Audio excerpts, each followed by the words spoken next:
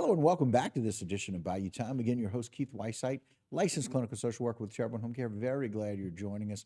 However you may be joining us, we appreciate it very much. And it's always nice to have my friends with me, my colleagues, whom I rely on for so much information. Welcome back, Earl Eues. Earl, thanks for joining us, Hey man. Keith, glad to be here. It's been a couple weeks since I've been on, so Yeah, I'm yeah. glad to be back. Well, and I know you've been out sweating. Who hasn't? Yeah, all right. Like there's a chance of not. Yeah. Air conditioners can't keep up.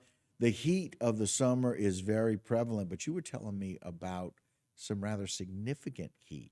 Yeah, well, right now the sea surface temperatures in the Atlantic and the Gulf of Mexico are at the point of the highest points they've ever been, Okay. which is when you're talking about sea surface temperatures and hurricanes and tropical systems, it really tends to build up those systems because that's what they generate. That's how they generate their power is through the Right. heat of the sea surface temperatures, and just recently, the Colorado State University increased the number of storms that we can inspect. They were at a below average. Now they're at above average. Oh, wow. So because of the sea surface temperatures, now we still have the El Nino, Right. Which is but helping. historically they have never had an El Nino with sea surface temperatures that they have now. The increase in the sea surface temperatures in the Atlantic and the Gulf of Mexico. So there's no historical data on what will happen or won't happen.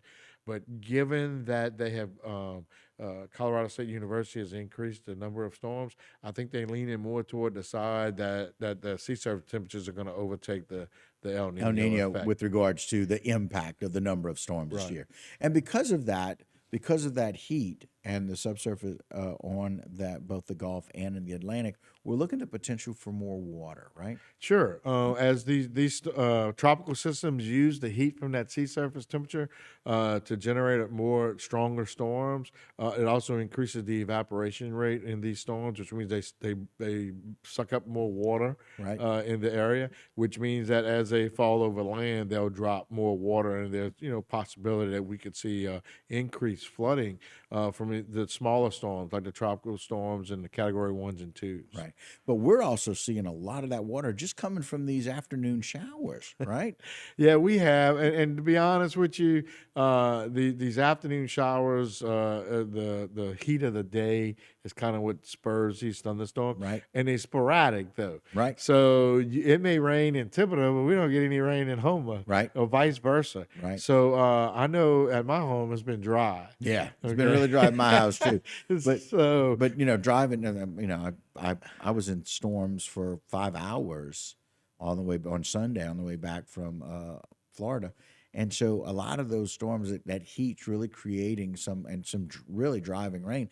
Interestingly enough, you got a chance to check out some of our pump systems here as recently as today and seeing how impressive that is, huh? yes, today I was able to go out to the ribbon cutting that Parish President Gordon Dub did on the Elliott Jones Canal pump station. There's 4 huge electric pumps out Yep. there. It's similar to what was built on Hanson Canal, and those 4 pumps. I keep saying they pump gazillion gallons of water. Okay, I mean it is a huge amount of water. I want to say it's around 1,000 cubic feet per second that those pump stations will pump, which is beneficial for us, especially if we have a tropical system that comes in and dumps a lot of water on us. Right. Or sits on top of us Or like we've sits on seen top before. of Like that's correct, and a lot of different areas of the Terrebonne Parish community pump into that Chacahula Basin, Right. and drain off into that basin. So it's gonna help the entire most of the northern part of the parish, but it's gonna help out tremendously. And we talk about all the time. We talk about Merganser to the Gulf. We talk about the levee system, and we talk about the prevention of water topping those where we're some 15, 18 to 20 feet in a lot of different places, which is so very exciting. But it's the efficiency and the efficacy, if you will, of these pumps that are all over the parish to really remove water that's in our area. Yeah, Parish President Dove has done a tremendous job his last 8 years in office, putting in new pump stations, pumping out areas. We used to get a lot of phone calls when we had significant rains of street flooding and water possibly getting in people's homes, and we don't get those phone calls anymore because the parish, through the leadership of Parish President Doe, has done a great job in continuing the efforts that were put in the past to continue to put in pump stations and keep us dry. Well, and again, the other thing that they're doing, the parish works very diligently at helping to educate, something we're going to do in the next segment, but helping to educate about how we keep our ditches clean and how we keep those cleared out. And they work tirelessly every day to be able to do that. Yeah, and now that we're in hurricane season, if you live by a drainage canal or drainage ditch, or even if your catch basin looks like it's full of debris in front of your house, your stormwater basin, give the parish a call and let them know that, so that they know where the issue is, so they can send crews out there and clear those areas, because we need to make sure the water gets to the pump. Right. In order to keep us dry. We can't pump it out of the water, can't get that. Look, I had to do my preparation, as we're going to talk about hurricane preparation and review our checklist, but I had to go up onto the roof, cut back on the tree closest to my house, and get all of the debris that's preventing the water from flowing through my gutters. That's correct. It's just one of those things that we all have to do, and now is the perfect time. I know it's hot outside. Pick a cool time, either cooler time, early in the morning, later in the evening, and go and do a little survey around your house about some of the things that you may see are preventing the flow of that water getting out. Yeah, like I ride around town quite a bit, and there's a lot of people that blow their grass clippings into the road, and people need to understand that that's going into that drainage culvert, and it is stopping up the drainage culvert. I mean, it takes a lot, but it does over time add up.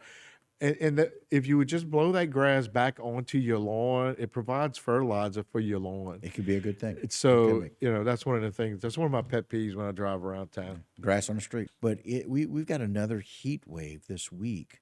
And it's one of those things where we not only need to check on our neighbors, but we need to be able to be available to help our neighbors as well. Yeah, make sure, especially the elderly, that we have, that you check on them, and, whether friends or family. Make sure, if they don't have any air conditioner or it's not working like it's supposed to, Right. Have some fans to circulate the air. But, help them prepare. There's the graphic we're showing right now is after, hurricanes. You go and check in after the storm passes, but and help your neighbors evacuate. You may have to help them make a plan. Yeah, that's exactly right. Some Okay. of them just, our seniors, they're not used to being able to have to leave. That's It's not right. something so helping them make a plan, and even maybe helping them with a checklist, giving them a copy of the checklist. That's correct. And I think we have a checklist that we can show here. Most of the stuff we know we should have. That evacuation plan is important. I spoke to a group yesterday. She's like, well, where am I going to get a hotel? And I'm like, well, you may have to travel a little further to get a hotel, Right. but be thinking about that when there's a storm in the Gulf of Mexico. So medications, medical supplies. I tell everybody, especially with their medications, when you go to the drugstore, they give you that piece of paper that comes with your medicine. Bring Take those. that and put it in your to-go box. Yep. So that way, if you go to another place and you run out of medicine, or you lose your medicine, or you forgot it, you can bring that little piece of paper to the drugstore and they can fill your prescription for you. Because, most people say it's a little red pill about this big. Okay. There's 1,000 little red pills. That's exactly right. But if you have this little form, they can help you with that. If you go to the eye doctor, you get a new pair of glasses, take your old ones and put them in your to-go kit. Oh, that's a great And idea. that way, if something happens to your glasses while you're away, because it takes a while to get prescription glasses, Right. okay, but if you have your old prescription, which you could probably still use, you'll be in good shape. Right. So a lot of good, important information on that checklist, and so we'll roll through it. So Aaron, put that back up, please, and just kind of making sure that you're the documents that are important to keep. Phone and chargers. Yes. They come out with a solar charger that you can Yep. solar charge your phone with, not too expensive, Right. that you can use. Important documents, I tell everybody, put all that in a Ziploc bag. Yep. Everything that you need, insurance policies, birth certificate, social security cards, anything that's important to you needs to go in that Ziploc bag and seal it so it doesn't get wet Right. in case something does Right. happen. And- Even on a regular time. Right. You keep it in a zip, especially the will where you leave me everything, Earl. It's important Yes. to be able to do that. But again, titles of your cars, boats, etc. And Phone lists, all that's on your phone now. yes, that's Okay, exactly so right. keep it on your phone. We now have the capability of keeping notes on our phone. Yes, So we have the capability of taking pictures of our important documents and keeping them on our phone. digital A copies. digital copy. And Put if it in the cloud. you put it in the cloud, and it's secure in the cloud, password protected. Get it to where so that you always have it at your, not just yours, but the rest of your family too. Absolutely. On there. So that's easy to do. Your emergency kit, we talk about non-perishable goods, water. You should keep, at least 1 gallon per day per person for Right. 7 days. 7 days. Fill your bathtub up Yep. with water. Okay, because you may need that water to flush your toilet. You can Fresh easily take water. a bucket and pour it into your toilet, and it'll flush automatically. That's right. Gravity can be our friend after a storm. Yes. There's just some other common things that are up there. Take care of your pets. Bring your pet information. That pet information should also go into your important documents so that they can you'll have that information. One of the things I see on here is COVID-19 supplies. I'm so glad we don't have to worry about that No. this year for hurricane season, and it's going to make it a lot easier for us as far as sheltering goes and providing shelter for the residents of the parish, in which we're prepared to do. We still have about 3,000 people in temporary trailers. I know we talk about it every time when we talk about emergency preparedness. We talk about hurricane preparedness and what we need to do for being aware of that. You got to make sure that if you're in a camper, you've got a good plan made. That's correct. And even right now, those campers get very hot with the heat that we have right now. And sometimes those air conditioners on those RVs struggle to keep the temperature. They just do. So if you have a friend or a family member that's in a trailer, offer them to maybe come to spend a day at your house on these days that we have these heat advisories. Tell them, hey, come spend a couple hours with us at the house or whatever. Even at night, it's hot. Yep. So it's still 90 to 95 degrees with the heat index at 9 and 10 o'clock at night. yes. So, if you got a friend or a family member that's in a trailer, invite them to come over and spend some time. I'm sure they would appreciate some cool air conditioned air. Some cool air and a hot meal goes a long way. Yeah. And you may want to do a salad, do a cool meal and a cool time. And just that AC makes a difference. And it goes back to helping our neighbor and just thinking about our neighbor. Think about your family and friends who may need some help. They may just need, I deal with respite almost every day. We need a little respite from this heat.